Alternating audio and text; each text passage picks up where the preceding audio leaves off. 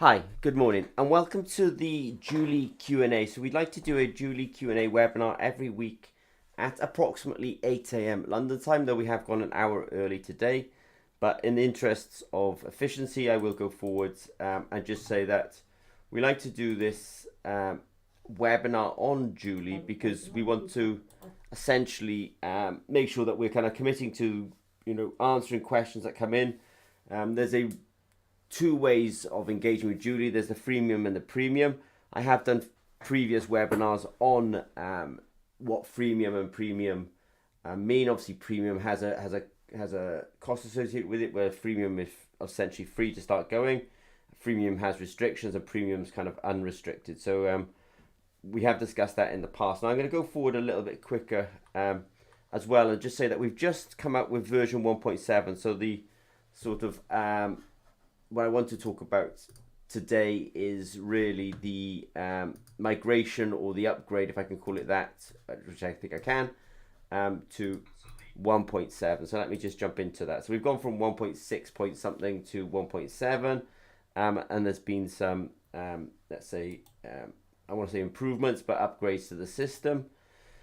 One of them is that we've gone from a kind of tabular to a grid features. So I think the navigation's actually got a lot easier. And I also feel like even though they haven't put it in the release notes, they've also put in some search functions. I will discuss that in a bit. They have put summary information. So sometimes you would just get the name of either is the cluster projects and reports. So the architecture in Djuli is clusters at the highest level, projects under that, and reports under that. So we did, I think now that they've put some summaries in there, and when I say I think, I'll show you what I mean in a minute. This is quite interesting. If you get sent a link to a Djuli, let's say, report, and you can't access it, you can just request access as well. So once upon a time, if you were wanting to access something that you didn't have access to, you kind of have to hunt around and find out who the owner was. Whereas actually now you can just request, you can send a request and that will notify the owner. They've also got this kind of breadcrumb feature. What I mean by that is you can kind of see, if you're in a particular report, you can see what project that report's in, and you can see what cluster that project's in. So that's kind of useful. You've got improved resource access request management. So who can go in there and who can do stuff, essentially. So what I'll do is I will just, Djuli's obviously, well, I say obviously, Djuli is a cloud system, and that means, well, what it means is that everything's obviously in the cloud. We use Djuli an awful lot at ZP, and I'll just sort of come in and bring my browser in here. So what I've done is, first of all, I've just done a quick search on like IQC. At ZP, we do sort of rather say that we make the world's best best sensors and screen printed electrodes, and so I've just did a quick search on IQC here, and that kind of brings up several of our sort of IQCs. This means incoming quality control. So what I've done here is I'm just going to have a quick look at the carbon hypervalue, for example. So what it means now is that this is my clusters. This is my projects and projects under IQC. And I'm just going to go in and have a quick look at carbon hypervalues. And then I get all sorts of reports in here run by various people at ZP, and I could just have a quick look in here, for example.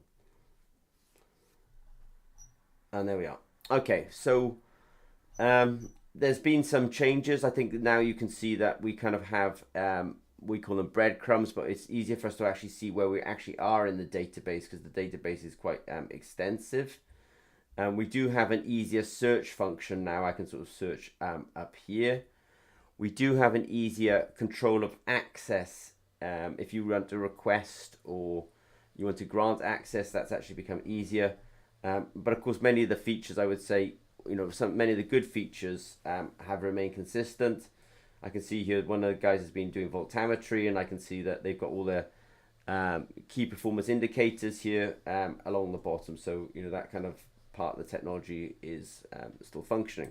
So the idea of these weekly Q&As is just really to kind of, if questions have come in during the week, we want to be able to demonstrate that, you ask a question and we'll answer it probably within the week, because we do this every Tuesday, and we try to do it around about 8 a.m. London time.